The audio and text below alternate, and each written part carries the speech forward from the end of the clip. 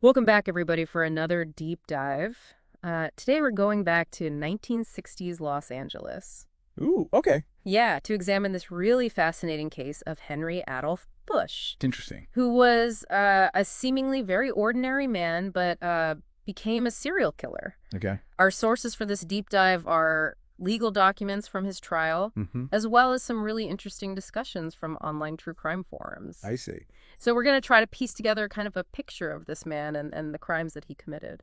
Yeah, it's intriguing, how Bush's case really kind of challenges, I think, how we think about what a killer looks like, Right. especially back then in the 1960s, when I think a lot of the public's image of a serial killer was really heavily influenced by pop culture, Norman Bates and that sort of thing. Right. And Bush, on the surface, led a really, average life. He was born in California in 1931, Or, worked yeah. a factory job, had no run-ins with the law, and just Mm. appeared to be an average guy. Yeah, totally. And that's what makes this case so fascinating and maybe so disturbing to some people is the contrast between, Right. his everyday life and these horrifying crimes that he committed. Yeah, absolutely. It's like this case just keeps capturing attention even decades later, right? Yeah. Because it makes us think about this unsettling reality that evil can really hide in plain sight. Exactly. It defies what we expect and who we think is capable of these acts. Absolutely. So let's start with Bush's first victim, a woman named Elmira Miller. Okay. She was 74 years old, and Bush had known her since childhood.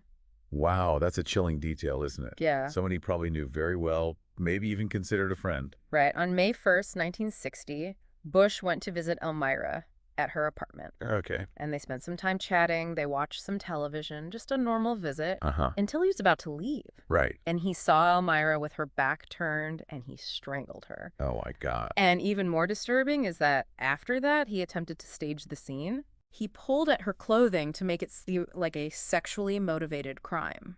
Wow. So that suggests, a level of premeditation that I think kind of contradicts what people often think about serial killers, Right. that they're just impulsive, Right. but here we see Bush is actually trying to mislead investigators. Yeah. That shows some calculated thought alongside those violent impulses. It's terrifying. It is. So Bush's next victim was a 65-year-old woman named Shirley Payne, who actually lived in the apartment above his adoptive mother. Oh, wow. And this is where it gets really strange. Okay. Bush took Payne to see the newly released movie Psycho Mm. before he murdered her. Now, that is interesting. It's really unsettling. Considering the film's plot, this motel owner with a dark, secret, Right. troubled relationship with his mother, it makes you wonder, was Bush trying to mentally prepare himself? Oh, yeah. Maybe desensitize himself to this violence he was about to commit? Right. Was it like a twisted date night for him? The choice of film is incredibly unsettling. Yeah, after the movie, they went back to Bush's apartment. They had some beers. Uh-huh. And then he strangled her as she was getting ready to leave. Okay. And he kept her body wrapped in a sleeping bag in his apartment for days. Ugh, that detail is just so disturbing to me. It's awful. Keeping her body right there in his living space suggests a real detachment from the reality of what he'd done. Right. It's a chilling indication of, I think, how compartmentalization plays a role in the psychology of a killer like this. Yeah. It's almost impossible to comprehend. Yeah. His third victim was a 65-year-old woman named Elizabeth Briggs, who was a friend of his adoptive mother. Okay. So Bush saw her kind of as an aunt. So this case gets even more complex, right? Hmm. Because we're moving from what seemed like these random acts of violence Right. to a much more personal betrayal. Exactly. Bush knew this woman well He did. and actually even thought about confessing his previous murders to her. Yeah, he went to her for advice. Considered telling her everything, but instead he ended up killing her. Oh my gosh. He strangled Elizabeth, and this time the attack was much more brutal. Really? She put up a fight, knocking over furniture before he overpowered her. That escalating brutality is significant, Yeah. especially the post-mortem mutilation of her body. Right. That points toward a level of rage and sadism that goes beyond just, the urge to kill. Yeah. It's about control and power over his victims, even after death. That's really disturbing. It is. And this leads us to the last attack in Bush's spree. Okay. He targeted a woman named Magdalena Parra, who was a co-worker. Okay. He would often have coffee with her. And one morning, he offered to drive her to a different coffee shop because their usual spot was closed.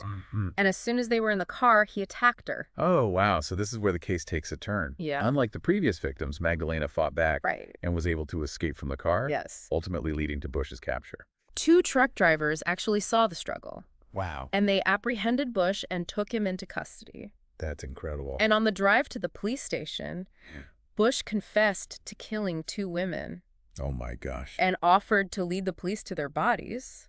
Wow. And then while the police were investigating, he also confessed to Elmira Miller's murder. It's just mind-boggling I know. how someone can just so casually admit to these horrific acts. It's chilling. It really is. The calm, matter-of-fact confession with no visible remorse is such a stark contrast to the nature of his crimes. Yeah, it really is mind-boggling. And I think his capture and confession opened the door to the legal proceedings, which I think raised some really interesting points, especially considering the time period. Right, you're right.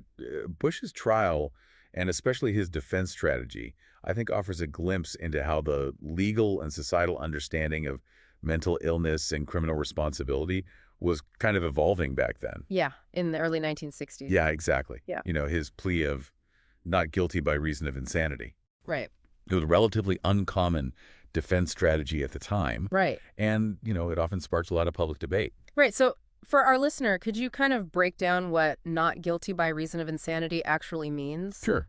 In a legal context, because it's not Right. as straightforward as it sounds. It's not, no, the key here is that, you know, legal insanity Yeah. isn't really the same as just like the general concept of mental illness. Right. So for a defendant to be found not guilty by reason of insanity, they have to prove that at the time of the crime, Yeah.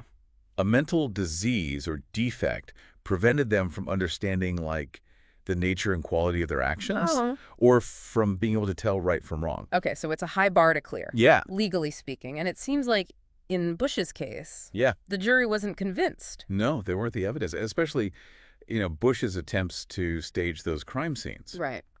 And his very calm demeanor during his confession likely undermined the whole insanity plea. You know, these actions suggested a level of awareness and control that went against his defense's arguments. Right. It's a chilling thought to think that someone can commit such horrific acts, Yeah. but still be deemed legally sane. You know? Yeah. It makes you wonder what really drove a man like Busch to become a serial killer. I think that's the question that continues to fascinate Yeah. criminologists and psychologists, right? Of course. There's rarely a single easy answer. You know, That's it's right. this complex interplay of different factors. Well, yeah, I mean, the nature versus nurture debate comes to mind. Sure. Was there something just inherent in Busch's personality, or were there external factors that really shaped his path? It's not an either situation. I don't think experts believe it's more like a perfect storm scenario. Okay. Where you have these biological predispositions, like maybe abnormalities in brain structure or function, Right.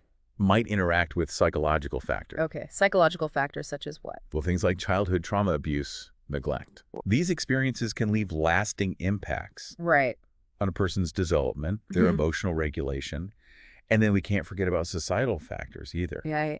Exposure to violence, maybe lack of social support, even cultural influences that might desensitize a person to violence. Right. Or provide a really distorted view Yeah. of acceptable behavior. Absolutely. And, you know, we know Busch claimed to have these overwhelming urges to kill. Yeah. So how should we interpret those statements? Yeah, that's where things get even more complicated, you know. Right. While some individuals might genuinely experience intrusive thoughts or urges that they struggle to control, Yeah.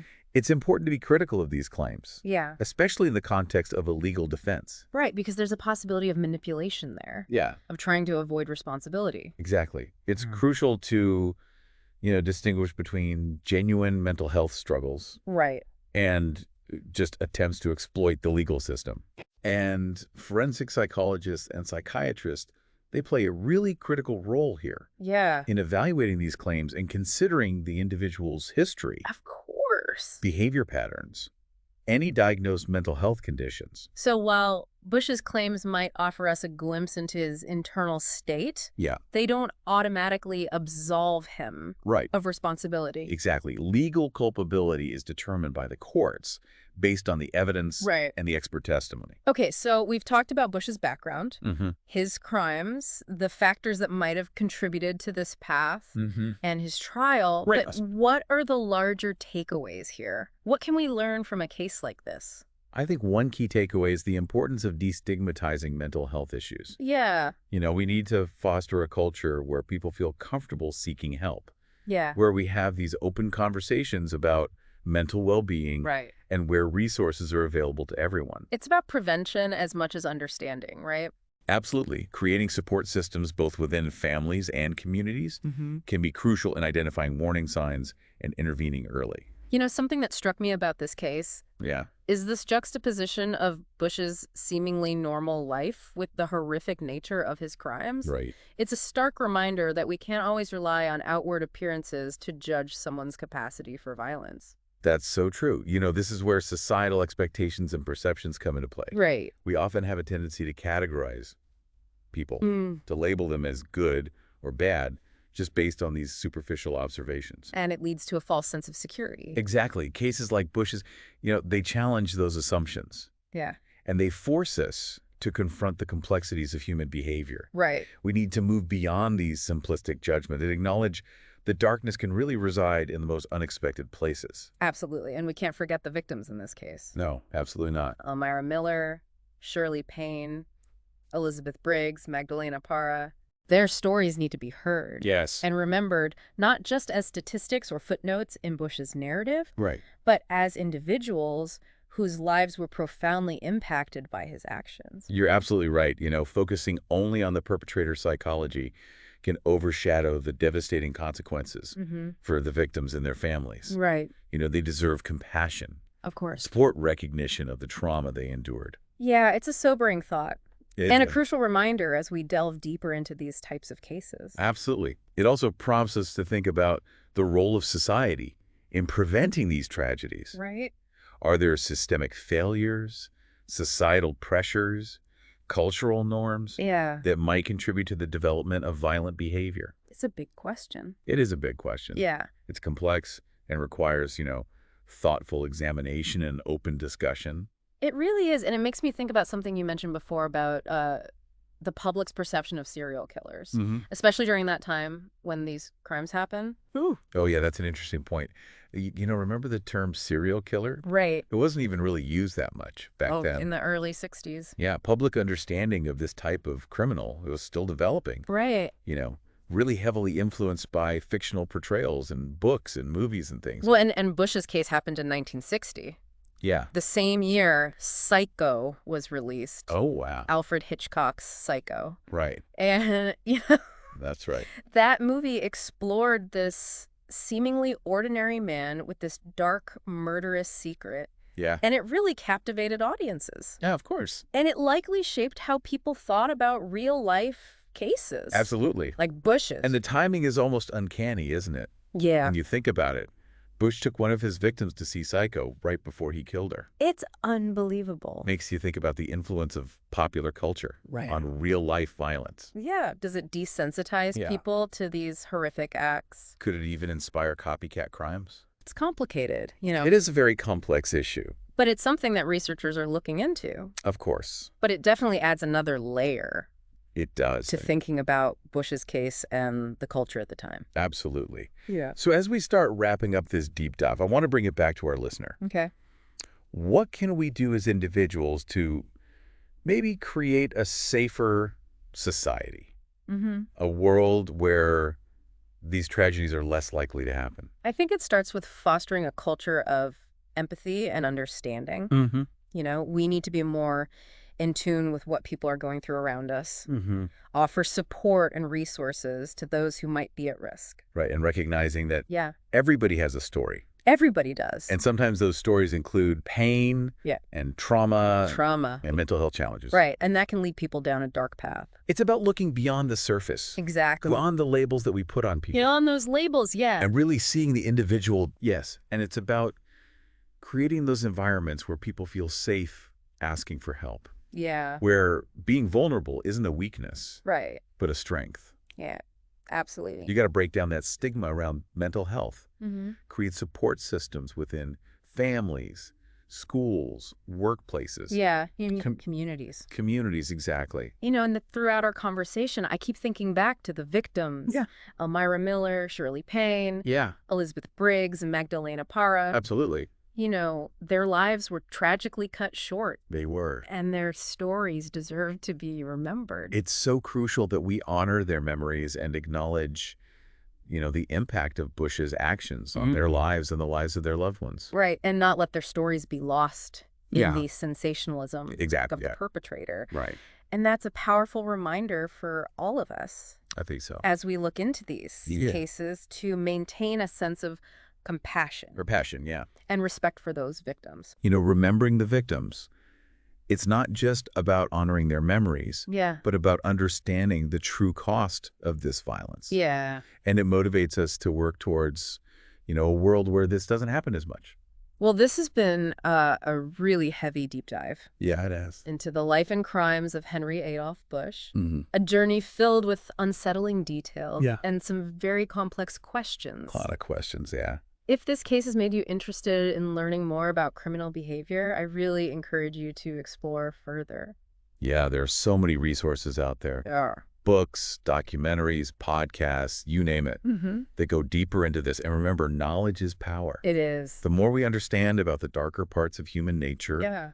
the better we can be at creating a safer, more compassionate world. Well, thank you for joining us on this deep dive, and we'll see you next time as we uncover more hidden stories. See you then.